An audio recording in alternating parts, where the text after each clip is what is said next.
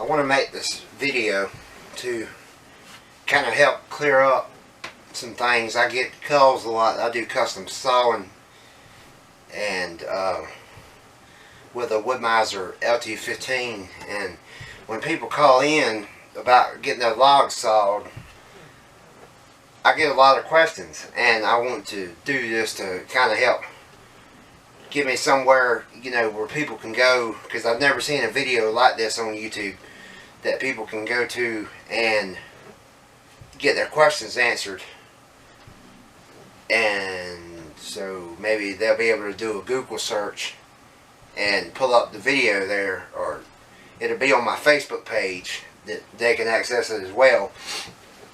But people call in and that are not familiar with sawing, and there's a lot of questions that they have that I would like to, you know, kind of go over and put in a video for them. Maybe I can help somebody out and join in the YouTube woodworking community.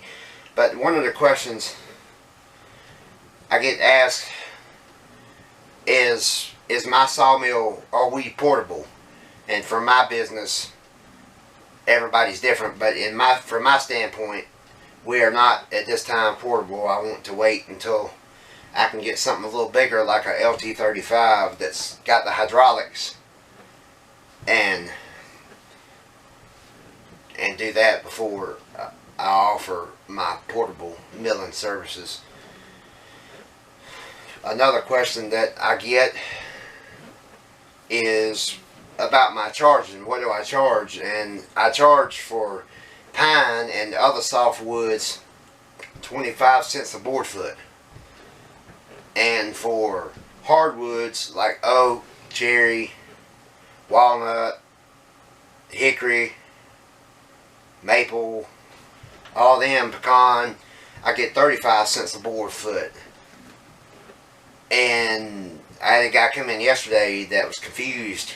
He understood it as a running foot, you know, I guess a linear foot, and that is completely not the case. A board foot is a 1x6, a 1-inch thick board, 6 inches wide, 96 inches long, is 4 board feet. A 1x12, 1-inch thick, 12 inches wide, and 8 foot long is 8 board feet. 1 board foot is equal to 1-inch thick, 12 inches wide, and 1 foot long. That is 1 board foot of wood, and it can be measured, you know, in any dimension. But to give you an idea, that's how I explain it to people. It is a 1-inch thick, 12-inch wide piece that is 12 inches long, or 1 foot. That is a board foot. There are several log calculators. I really want to make this a series. I hope that I don't, you know, I have enough to do that. But a lot of people will bring their logs and get an estimate on, you know, approximately how many board feet do they have. There are board foot calculators, log volume calculators on the computer. If you Google log volume calculator, WoodWeb has a good one.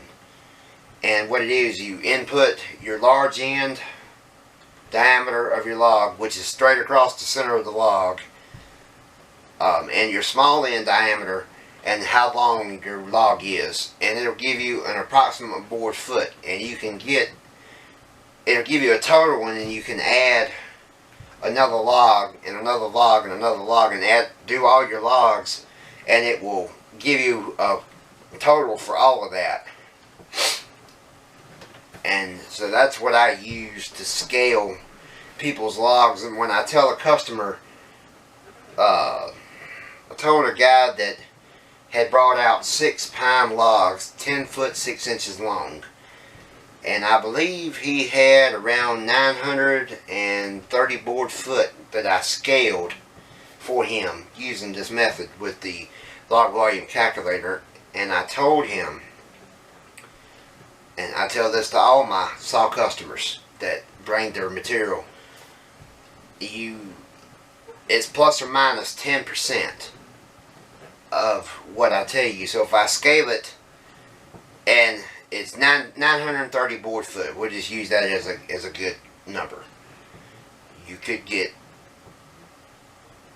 900, 900 plus or minus 10%. So I'm doing math in my head. 10% of 930 is 93. So you would get between 830 board feet, 840 board feet. Yeah, 840 board feet between 840 and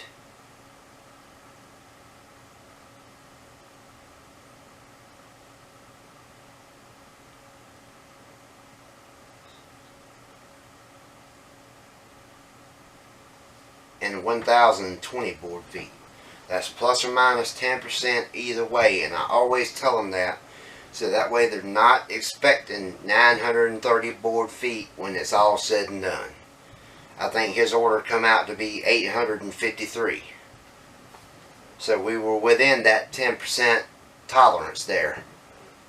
So I always tell the customer that, so they're not upset.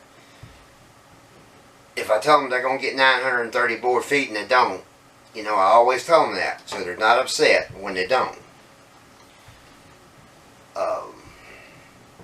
When you use this log calculator scale, you have 3 different options to choose from. You have the Doyle scale, the Scribner scale, and the International scale. Use the Doyle scale. That is what I figure everything by.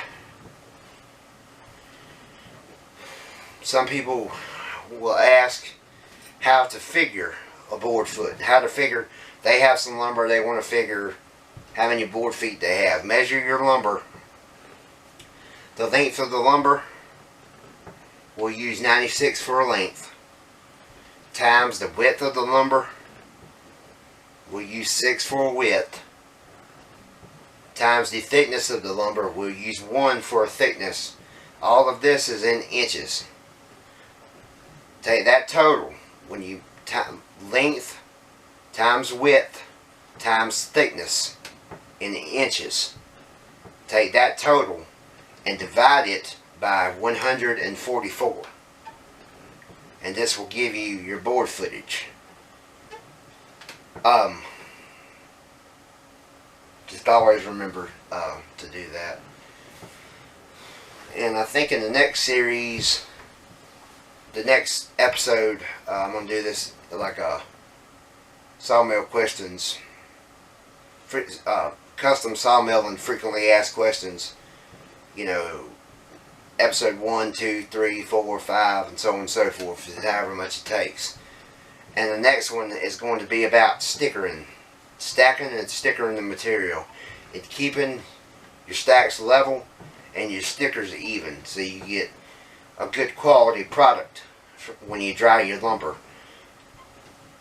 And covering the stacks with tin when you finish stacking, run a roll of stickers and put sheet metal on top of it and weigh it down so the wind can't blow it off. This will protect the lumber from the rain and from the sun, because red oak is especially bad. It does not like to be exposed to the sun because oak gives up its moisture very, very slow.